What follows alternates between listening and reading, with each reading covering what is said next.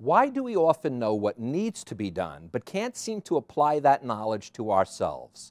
Welcome, I'm Barry Kibrick. In part one of my conversation with physicist Dr. Leonard Mlodinow about his book Elastic, we learned how flexible thinking in a time of change is of the utmost importance. But now in part two, he gives us the tools to incorporate flexible thinking so we can become more innovative and prepared for the future.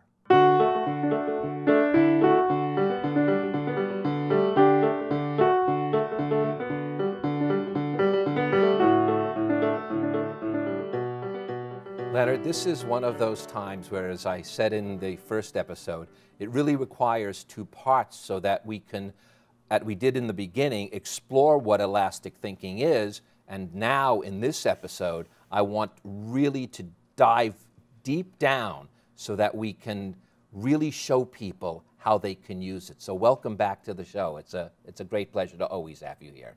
It's always great to be here, Barry. So let's review for a second. Let's just tell them what elastic thinking is, because what it really is, as the title of the book says, it's being able to think flexibly, which means from the bottom up rather than analytically, which is from the top down. Get into that so the viewers who might have missed the first episode at least know what the type of thinking we're talking about is. Well, human thought can be put on a spectrum. There's two modes, really, of thought. One is the top-down thinking where there's an executive, a CEO, a general, an architect, or in the case of your brain, executive structures, they call them, that set the goals, direct the attention, and guide the thinking toward whatever had been decided to be the goal. That's called top-down thinking, and that's thinking that, or information processing from the computer point of view, that follows certain rules. It follows the rules of reasoning. It follows the rules of a computer. A computer program is top-down. The programmer creates the computer program, and it tells the computer at each stage, based on the input and the data it has, what operation to apply next until it gets to the end. That's top-down analytical thinking. At the other end of the spectrum is elastic thinking. Elastic thinking is not about following rules, it's about making up the rules. What is the programmer doing when the programmer is creating the program? That's elastic thinking. Executing and following the rules is logical, analytical thinking. Elastic thinking is how you come up with the rules, how you uncover hidden assumptions that are there that you hadn't realized, and how you create a framework of attacking problems or looking at issues. And so that's a bottom-up thinking. That kind of thinking does not get dictated by these larger structures in your brain. It bubbles up, percolates upward from the individual neurons of your brain that are firing according to very simple rules. But nature has designed it in a way that even though each neuron is obeying a very simple rule, the sum of all those actions of the neurons is greater, the whole is greater than the sum of the parts. So you're getting these amazing new ideas seemingly out of nowhere that are coming from the individual neurons in your brain. That's bottom up.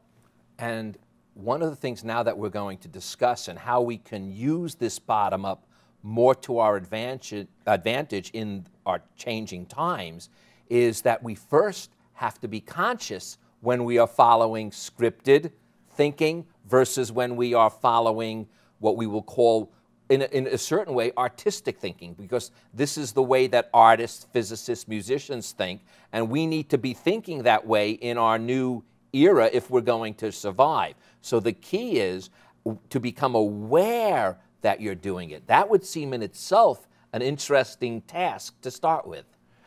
Yes, and that's one of the themes of my book is mindfulness, how to achieve it, and what it gets you. And just as you said, the first step in increasing your ability at elastic thinking is to increase your ability to realize or recognize what kind of thinking you're applying.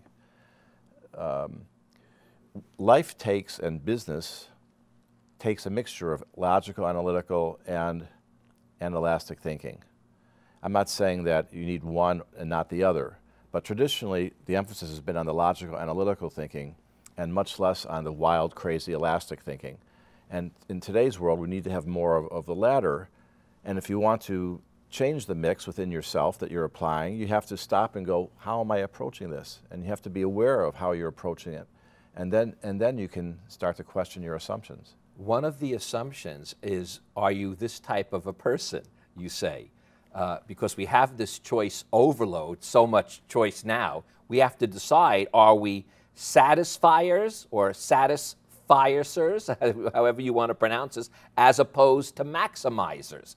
Because they're very different. Are you, in this case, rather than wanting to achieve the ultimate goal, using elastic thinking almost requires you to be more at ease with not necessarily choosing the most perfect goal, but letting maybe make some mistakes, make some errors, but be satisfied. And be satisfied, according to what you say, when you're feeling better and feeling more satisfied, you will be a more elastic thinker than if you try to really get to the optimal answer all the time. Well, part of elastic thinking is accepting uncertainty, risk, and in a way, making the direction or the goal that you're looking at more flexible. Sometimes the key to achieving your goal is to be able to adapt your goal, move your goal a little bit, and achieve that slightly different goal, which is sometimes, if you think about it, as good as the original goal that was unachievable. Well, so you even say good enough. Good enough. So this is good enough is better than being perfect, right? Right, maximizing versus satisficing. So a maximizer, which is my nature, and I'm aware of it, so I fight it, will always look for the optimal solution to anything. So if I'm going, I'm going to buy soap at the grocery store, right? I'm going to go look at, which is the best soap, what's the price per ounce of this or that. I'm talking about a decision that's $1.69 versus $1.79, but it's $1.79 half an ounce more, so is that worth it? And you can drive yourself crazy doing stuff like that, and what's the point?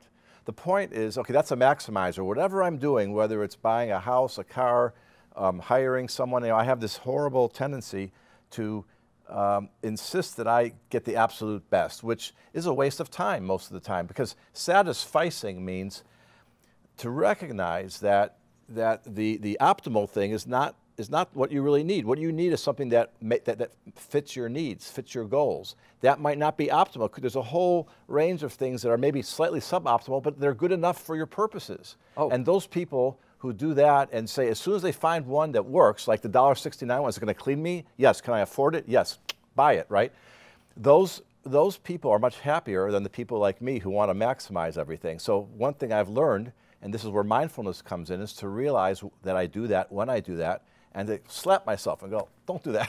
Well, I fortunately, I never had the problem. In fact, you talked about cars. I go into a dealership, I pull in and I go, you have something for 0% down and 0% financing? No, but we have a sports car. No, I'm asking you, do you have something for 0% down and 0? If they don't, I leave. If they do, I buy the car. It's just that simple. But it works because I drive the car, it's not costing me, I'm not paying interest, I didn't put any money down, and I'm satisfied. Right, so that's very good. I could learn from you, Barry. I always say that. Next time, put it in the book. All right.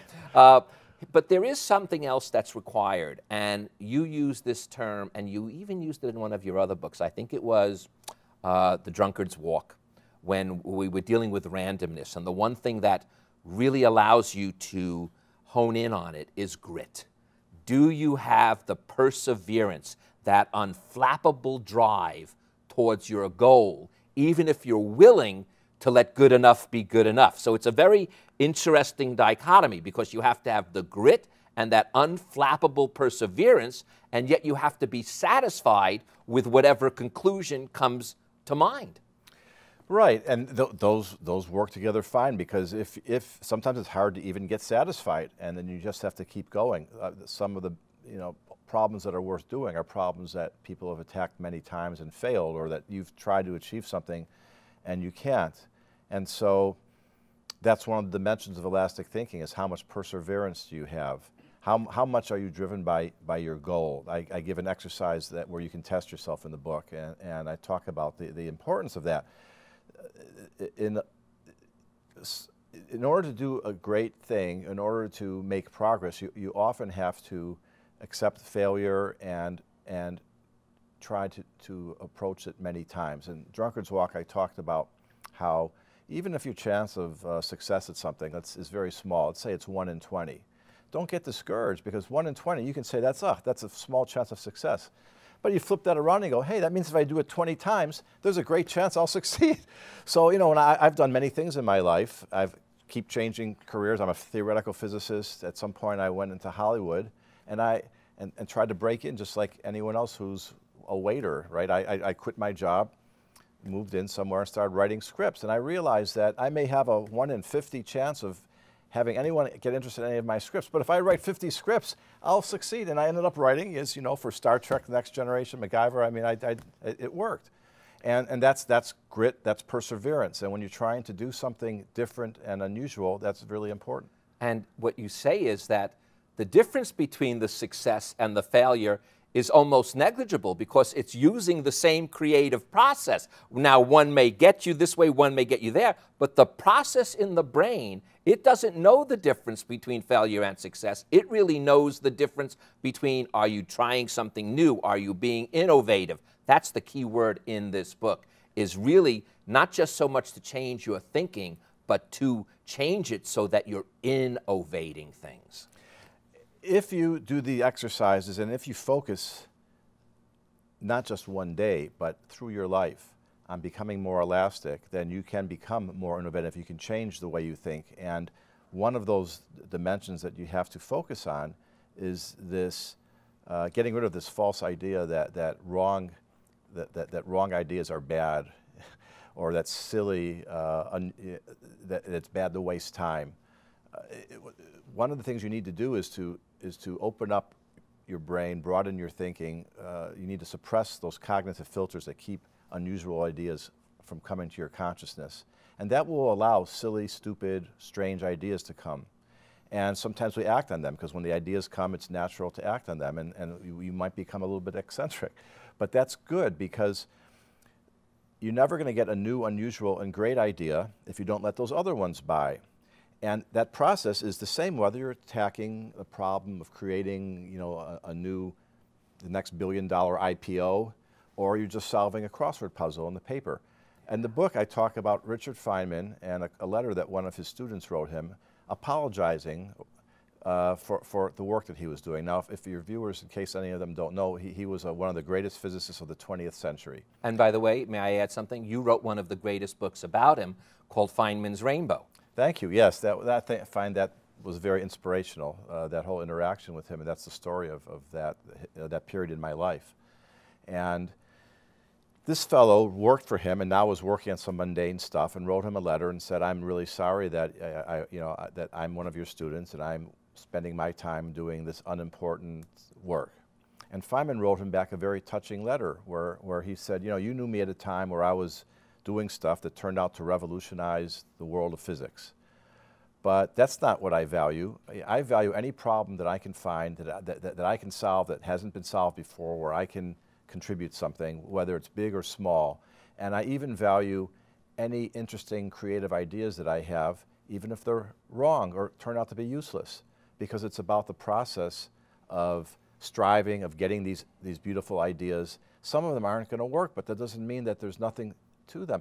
I talked with Feynman once about his idea that maybe there's 2 dimensions of time, and what would that do? And he spent a lot of time speculating about what if there's 2 different kinds of time. You know, it didn't go anywhere, but it's a beautiful, interesting, unusual idea. And those are, you know, if you spend your time thinking about stuff like that, eventually you'll find one that does work. Well, a perfect example you give, and you talk about great physicists, besides present company included, but you worked very closely with Stephen Hawking on 2 of his books, The Grand Design and A Brief History of Time. And one of the interesting things that this is going to lead to is the importance of rest, and we're going to get into that. But this is the best way to lead into it, because of the way his speech pattern had to be when you worked with him, and it was very cumbersome. It would take him minutes to say 1 word sometimes, 6 or words 2 a minute, words, yeah. 6 words a minute. But what it allowed you to do was, during that time, rather than have to keep thinking what you're going to say next in a conversation, you were able to use all of those pauses to literally help him in a certain way shape his ideas, because you were thinking so elastic at those pauses because you had nothing else to do. And when you have nothing else to do, that's when you actually say the greatest elastic thoughts and creative, innovative thoughts come to mind. It's not when you're solving a problem. That's when you're trying to figure it out. But when you want to really innovate, it's when you're relaxed and not having to actually do anything. That's right, because we often, when we hit a problem or we're thinking about something, we're using that logical, analytical, the tools that we have, that we know, and we're attacking the problem as it is set up and as we understand it. We're not questioning whether there's a new way to look at the problem, whether there's a better way, or what are the assumptions that are stopping us from seeing the answer, the mental blocks, and so forth. And in a normal conversation, you ask something, you're not going to wait 10 minutes for me to answer. You expect me to answer pretty promptly. That means I'm giving you the automatic, top-of-my-head, superficial answer.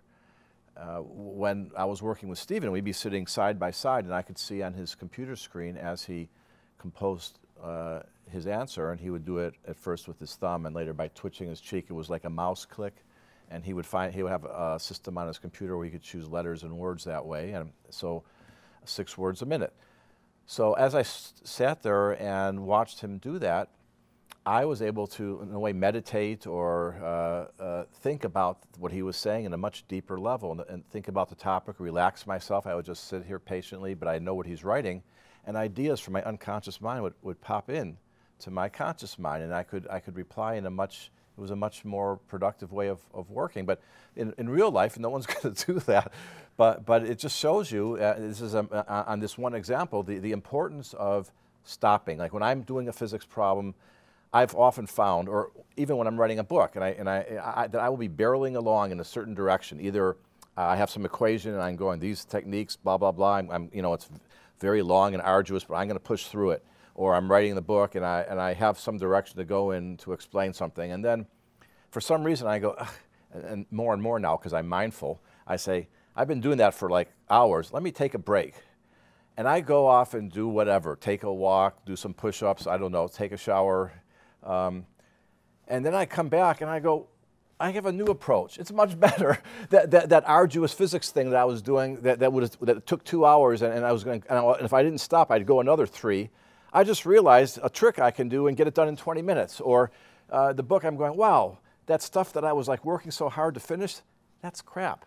I have a much better story to tell to illustrate the same point. If I hadn't stopped, I would never have had that. Well, I want to actually sum that up with your words, because when I read these, that's what sparked this part of this conversation. This is these exact words. A relaxed mind explores novel ideas. An occupied mind searches for the most familiar ideas. So that's really summing up that exact equation, so to speak, is when you get off of your mind, because if you're focusing, you're thinking of the most familiar stuff that you can use, because that's all that's coming to your analytical mind. It's when you take that shower, or like you said, sometimes, and it happens to me all the time, driving the car, or just listening to music, or walking the block, or whatever it is. That's when all of a sudden you get, I don't want to say necessarily an epiphany, but something very close to it. Sometimes could pop right into your head. That's what happens. Sometimes just a little vodka. I take my first sip, and then I got to put it down and go back to work because I had an idea. Well, you do. You mention even sometimes using things that to enable you to relax if you can't relax. That's not a sin. It's actually proven to even, well, you even show the statistics. It improves your life. It not only improves your thinking, but it'll improve your life, your longevity. So many studies have been done about that ability to relax. And in why you wrote this book, Flexible in this particular time era, is we're never relaxing anymore. We're on those iPhones, we're on those whatever it might be. And again, not knocking that, but if we don't set that time up, we're never going to allow our brains to use their elastic part. And that's a very easy and important thing that you can do every day, whether you meditate or you just have your quiet time. but is to unhook, decouple from the world. And that means, I don't mean like I have my phone in my pocket, I'm just not going to answer it when I feel the vibration, because those sensory inputs will take your mind back to that. I mean, you have to turn it off, put it in another room, sit there, or just lay in bed and let your mind work. Let your default mode of thinking, which is what they call it, let it churn. You said lie in bed, and when I was reading this, I've been practicing that. Instead of getting right up when I'm supposed to, I now take those extra 5 or 10 minutes, and lo and behold, that is when, a novel idea. Whether it will pan out or not, I don't know, but, and like we talked about earlier, when you have those novel thoughts, there really is a deep satisfaction, a reward we get just by having those thoughts. We're built that way. We love to make discoveries and have epiphanies and to get ideas. It comes very natural to us. So when you're laying in bed, it's important, by the way. You're saying you're laying in bed and you're chilling, right. Not laying in bed and going listing. Here's what I have to do today. Oh yes, right? absolutely. In fact, you've got to do the opposite of that. If you're doing that, right. Then you're just in that other mode. No, it's got to be able to almost fantasize, almost dream, almost let your mind be mindfulness to let your mind be not so full. Right, and one of the biggest things that I work on when I'm going to write, where I want to be creative and write something interesting and from an interesting point of view or tell a story, I've got to keep all the thoughts of the day, of all the stuff that I really maybe have to do in my life or whatever worries, troubles I have or things I need to do, you gotta find a way to close them out. Well, you say also listen to your rhythms, because we are all different. Some of us are morning people, some of us are night people, some of us are afternoon people, some of us work better without a cup of coffee, some with a part of being mindfulness is to really be able to listen to your rhythms, and you also say enhance those positive feelings, because that's, I think, one of the two biggest things. We're not listening to our own natural rhythms, and we're focusing on our negative thoughts, not enhancing our positive ones. That seems to be a dilemma that I know so many people, myself included, unless I become more mindful, will get in that habit. Yeah, and that's important, not just for elastic thinking, but for being happy in life. There are exercises that you can do, just simple ones, listing things, thinking every day of the things that you're grateful for instance. Studies have shown that over time, that increases your baseline level of happiness. It's really important. Now, one of the things, because I'm fascinated by the cycles that we have, and especially the spiraling cycles, you say one of the ways also, first of all, gratitude. If you just start counting the things you really have to be grateful for, I believe that in itself, I agree with you, that can get you out of it no matter what. But the other thing is to acknowledge a bad thought, you say, accept it without immediately attempting to suppress it.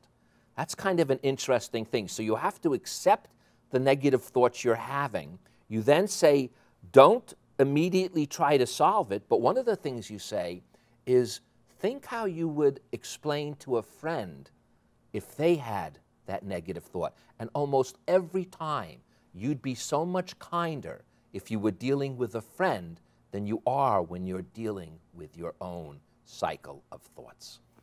That's true, and it's very important to be good to yourself and kind to yourself. And a part of being mindful is to have the ability to step back and view your thoughts as if they're just, take that charge away from them and just view them as if they're just thoughts or they're someone else's thoughts.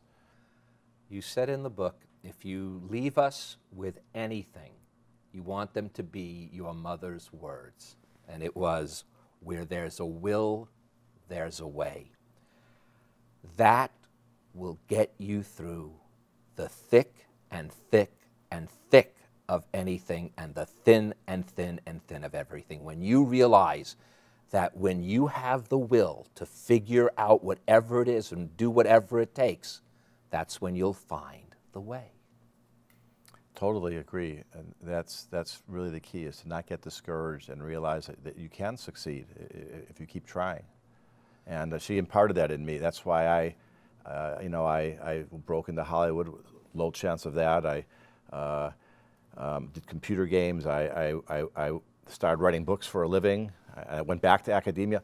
Going back to academia after you've been out for years is not something people think can happen. They laughed at me when I said I'm going to go write for Hollywood. My agent, I had written one book, and she looked at me like I was nuts when I said I was going to make a living writing books now.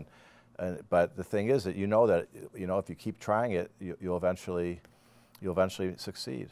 Well, Leonard, I, for one, am glad you kept trying it, Thanks, buddy, Barry. and succeeded. It's a pleasure always. Thank you, Leonard, so much.